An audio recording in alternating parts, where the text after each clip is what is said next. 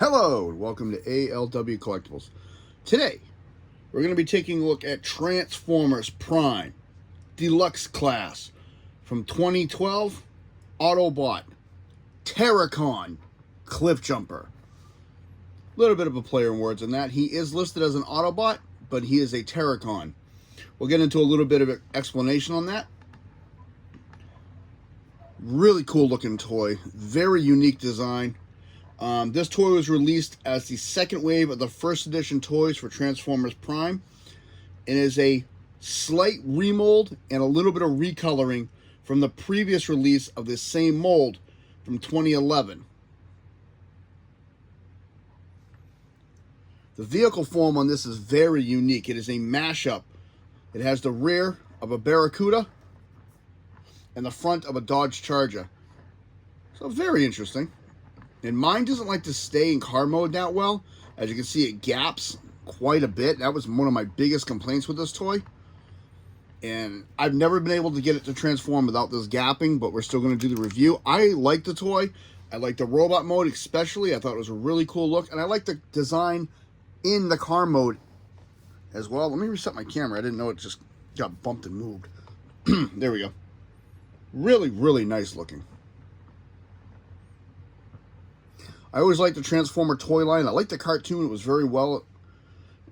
Wow, I can speak. I'm getting ahead of myself here. And I like the characterization of all the figures. Interesting side note with this, though. The Rock, Dwayne Johnson, did the voice in the original episode that Cliffjumper was featured in. And then there was another actor later in the series who did the voice for him as well. Just a little side note on that. So let's take a look at this. I think it's really cool. You got the bull horns in the front, strapped to the hood. Nice detailing right there. You got blue for the headlights. Got the grill right here. You got a nice detail work underneath here. Come down to the side. Now the differences I'll point out between the two toys. The rims on this version are not painted. In the other Cliffjumper version from 2011, they are painted. Got your exhaust pipes right here. You can see the outline for the Autobot symbol on this side. And you can see my issue is this gapping. It's supposed to be like that, nice and tight and close, but you can see mine gaps heavily. Back, nice detail. See your exhaust, and you see the whole how the back is designed. And my copy, unfortunately, the colorization of the paint didn't exactly line up nicely, but it's still overall nice design on this.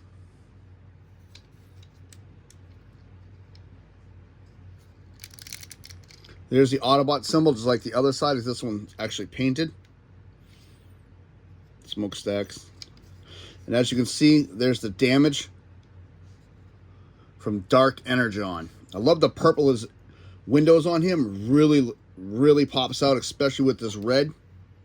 I think the purple is a very nice touch with it because it's supposed to represent the Dark Energon color. Really nice look.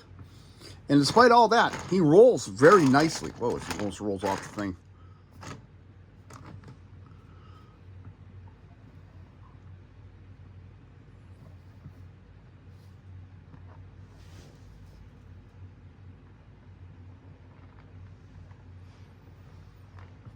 Really cool looking design on this toy. I usually do a bio, and there's really no bio I could find for the dead Cliffjumper, so I'm just going to give you the cliff notes from the show. After Cliffjumper's death at the hands of Starscream, he is infused with Dark Energon from Megatron to kick off his army of the undead. After this, he has no emotions, no personality, no resemblance to the original Cliffjumper. He is nothing more than a killing machine, bent on death and destruction. So that's all you get for a bio on him, really, from me. If anybody can find any more information, please let me know where there's a nice bio on him, and I'll revise this one. But that's what I just put together from the show and what I remember. But overall, I like this mode. Like I said, very unique with the two different styles of the cars coming together, and then the detail work was very nice on this. But you can see mine has the gapping, and I'm not a big fan of that gapping on mine. See, the window doesn't come up on this side, but if you come to this side, it closes up really, really nice. And then you look underneath, you can find everything. It's all easily located where it's all going to be. Still conceals it very well. Little wear and tear right here from being played with a few times with my kids, and then, yep, it is what it is. You see some nice detail work up inside the grill as well. Then underneath here where this is all going to transform.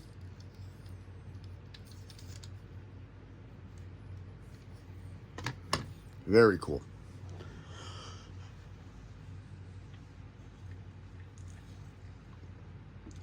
So let's get into some transformation with him. And transformation with him can be a little funny.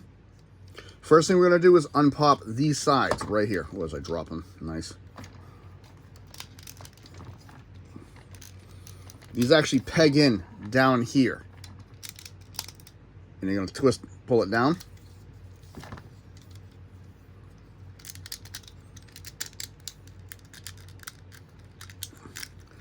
Out and down out of the way. This is going to free up the hood, so you're just going to pull that out of your way for a minute. Take this whole section, rotate it out. This is a double hinge. You straighten it once, and you're going to bring it completely flat, like so.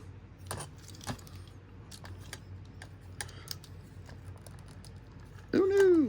Rotate out, straighten, and flatten. This little window right here is going to flip inward, and the toe is going to come out like such. Then we're going to take this piece here and just fold it right over, and that's going to form one leg.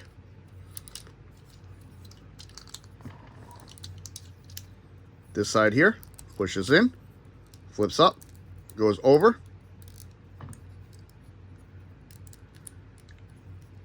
and there is a peg.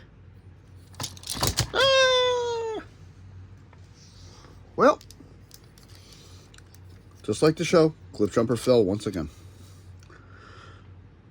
There's a port here and a peg on this piece, and that's going to just peg right into that.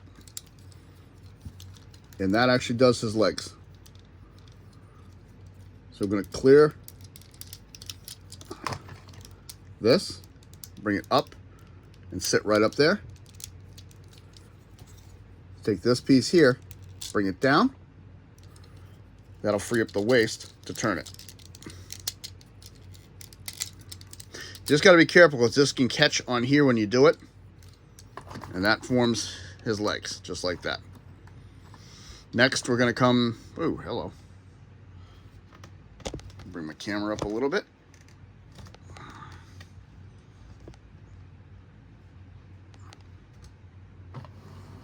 Let's set that there. To the top half. Separate these, and these are going to detach from in here when you do that.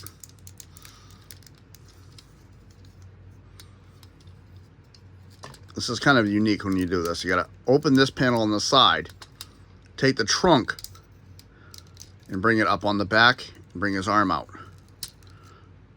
like such. And there's a clip and a peg. And you're just going to take this whole piece down and around.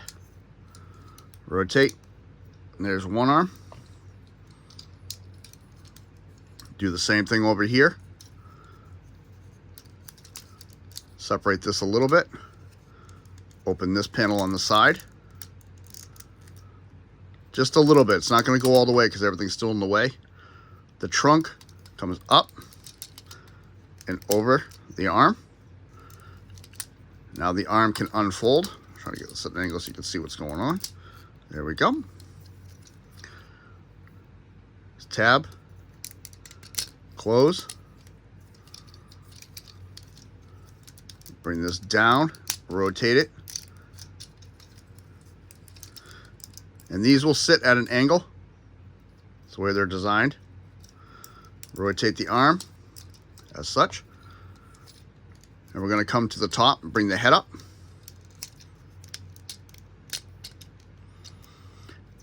Now this is the fun part. Bring his arms out of the way for a minute so you can see what's going to happen. There's a piece back here on, I'm trying to see, so you can see it, there it is. That little peg will peg in right there. Now you want to take, oh crap, I missed a piece. I always do this. I say it all the time. Transformation on the hood. This bottom piece right here flips in, flips in. This comes up like such. I always forget something, so we're going to repeg this back in. Now, the sides where the headlights are, come up over his hips, push open his chest, and clip that in between the chest plates. Bring his arms down.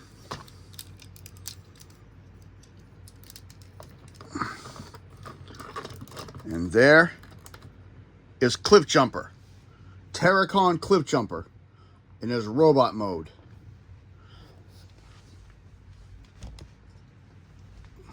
And he is cool. I really like this look on him. This is the dead version. After he's been killed by Starscream and infused with the Dark Energon.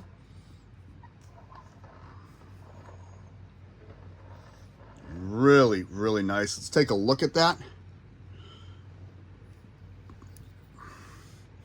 See, the face is half mangled. It's got, the horn is missing on this one side.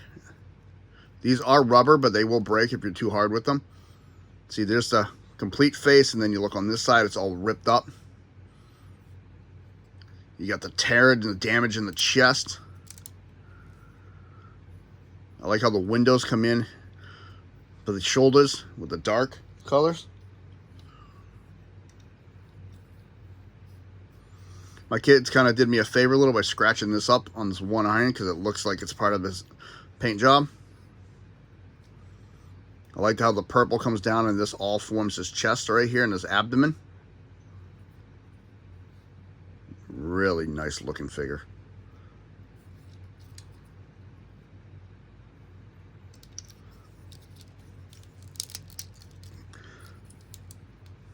He is hollow all the way through the middle. There's the Dark Energon on his back, and you got the hood just hanging out back here. Really nice looking. And I love the detail work around the neck and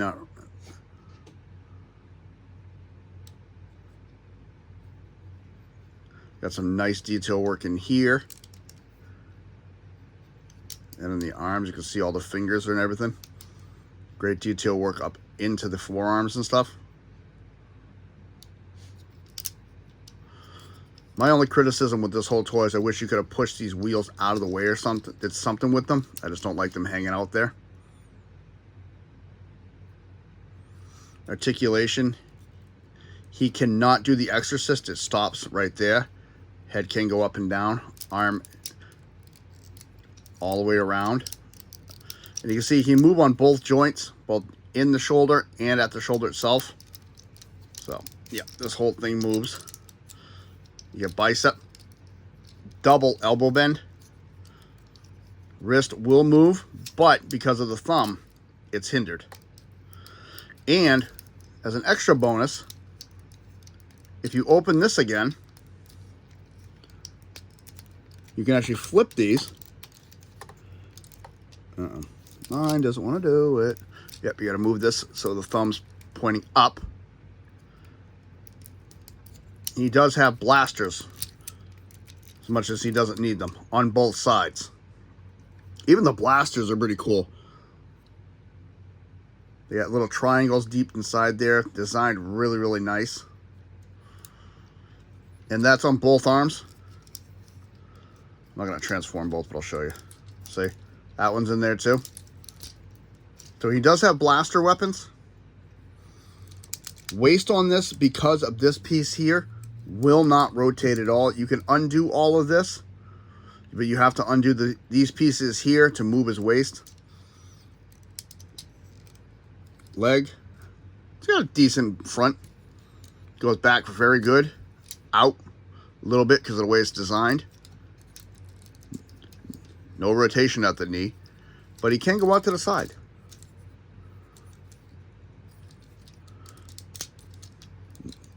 Knee bend and a little bit of ankle. He does have nice ankle tilt.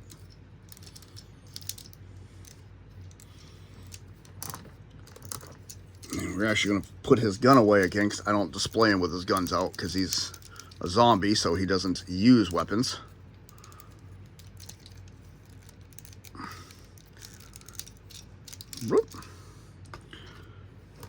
Really cool looking. And I don't do that many comparisons, but for this figure, I actually want to, so you can see the differences in the two figures. So that's the 2012 release, and there is the 2011 release. And you can see the differences. Really, really cool.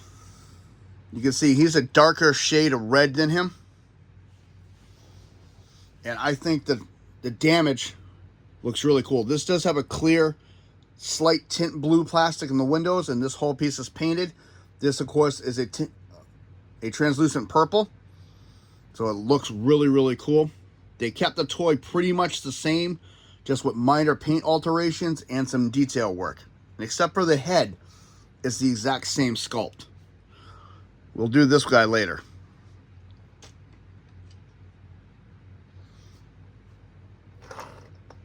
Said I don't do that many comparisons, but this one I wanted to do one because I think it's an important look to show the differences on these two. Only a year apart, same toy line, first edition releases. Looks really nice. Even in the back though, on the back of the neck, in the neck and sculpt, I thought they did a fantastic job because instead of just making it bland, they actually detailed all of this. And it really looks cool. And like I said, that face to me is definitely one of the selling points of this figure. There were two versions released. You had a special edition that came with Energon, Dark Energon, in a specially designed box. This one here is the first edition release. According to the internet, it was supposed to come with a stand. So was my other one. I looked it up, and the Hasbro version came with a stand. I actually have the Takara version on both of these. I do not have a stand. I don't know what the stand looks like. I've never seen photos of it. But officially it's listed as an accessory. I never got one. But it is what it is. Really cool. If anybody has any photos of it, I'd love to see what the stand for this looks like.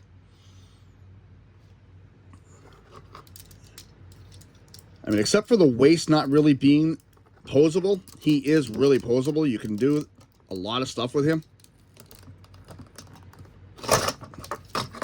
when he wants to cooperate. Just got to use the arms and legs to actually set his weight.